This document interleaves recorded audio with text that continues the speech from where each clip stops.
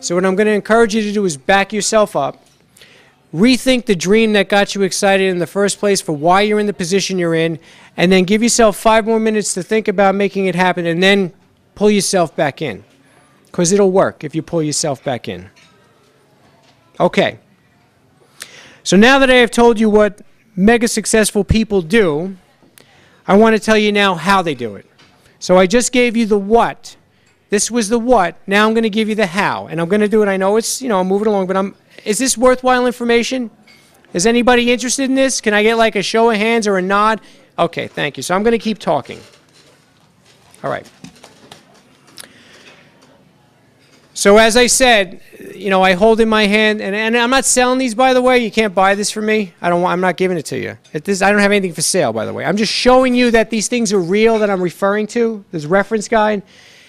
So this information that Kevin Trudeau charged $10,000 to people to come up on nothing more than a phone call is right here.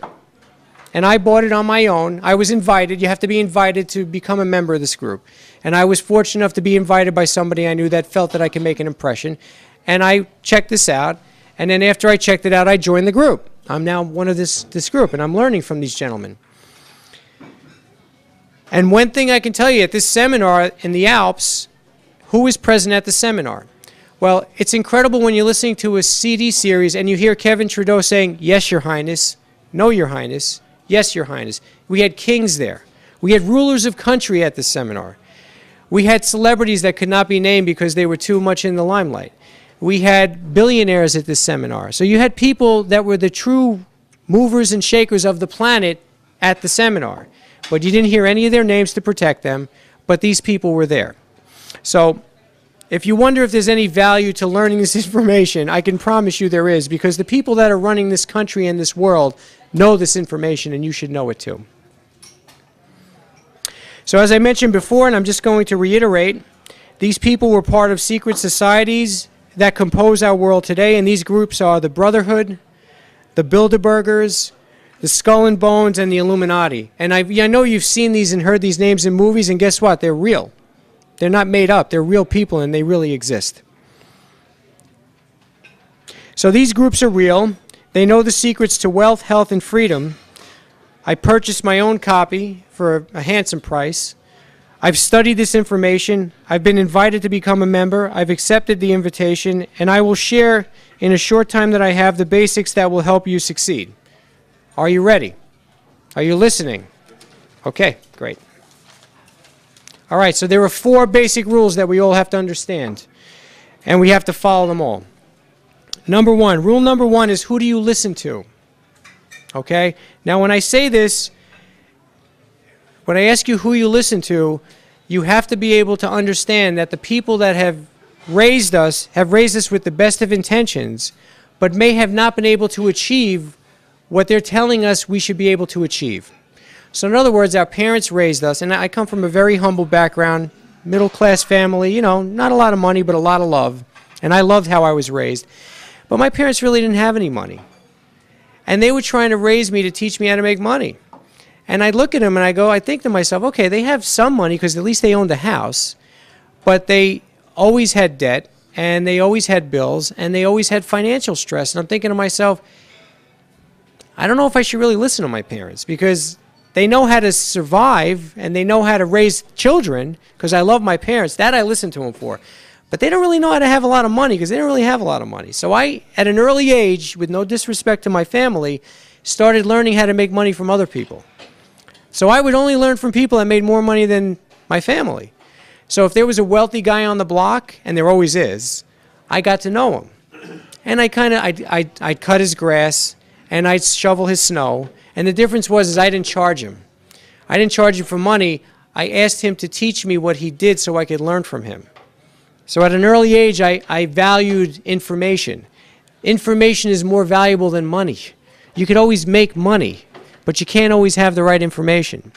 So when I say who do you listen to, I also want you to note that the super wealthy of this country that you're aware of, guys like Donald Trump and Warren Buffett, who supposedly write these books that are in the stores that you're buying and reading because you're trying to get their information, they don't write their own books.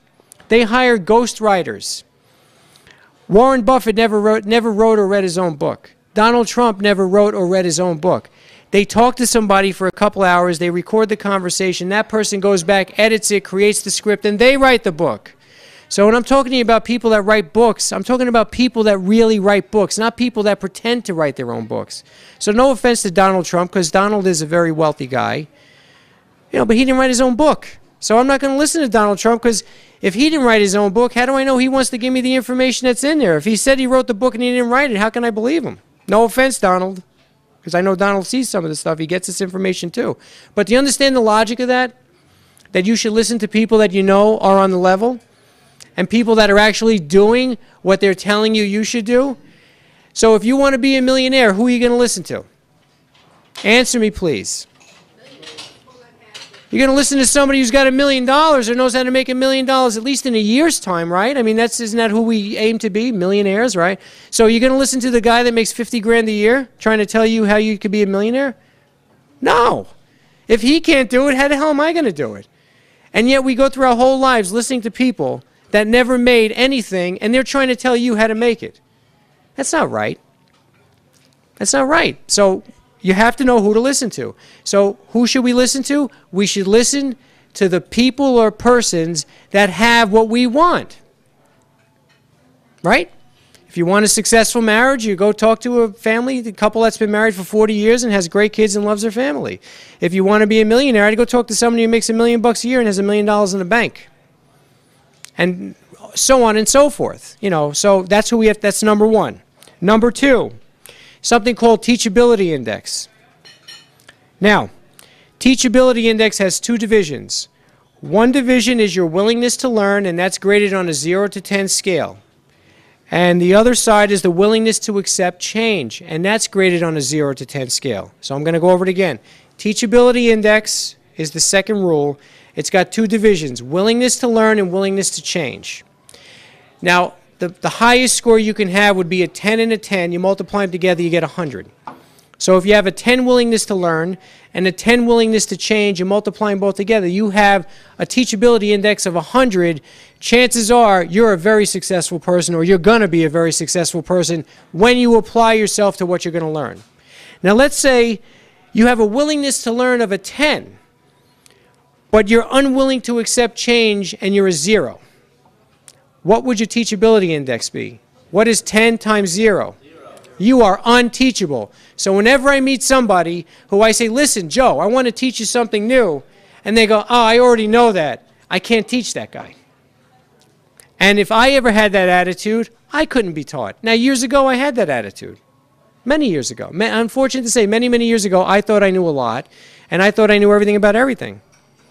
I didn't know diddly squat about anything. I'm going to get into that in a little bit. Don't you love how your children don't know a bloody thing and they talk to you like they know everything? Teenagers. Anybody ever experienced that? Oh my good God. I look at them like, you guys don't even know what you don't know yet. And it's actually one of the rules we're going to get into. And they look at me like, yeah, Dad, you don't know what you're talking about. I'm like, it's all right. You'll find your way. You'll get there eventually. So point is that you have to have a willingness to change and a willingness to learn. And I got to tell you, from somebody who's been in school his entire life, I've never gotten out of school. I started in kindergarten, and I went to the 20th grade, and I got my diploma, and I never stopped going to school. I've been in school my entire life since I was 3 years old. And you want to know something? You should never get out of school. Because the more you learn, the better you become. And the more you change, the better you become.